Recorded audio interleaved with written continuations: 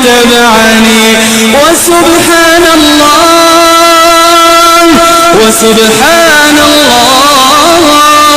وسبحان الله وما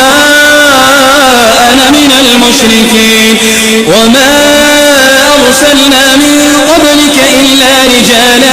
نوحي إليهم من أهل القرى أفلم يسيروا في الأرض فينظروا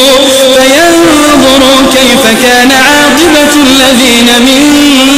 قبلهم ولدار الآخرة خير للذين اتقوا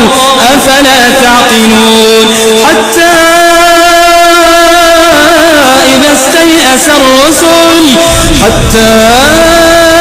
استيأس الرسل وظنوا أنهم قد كذبوا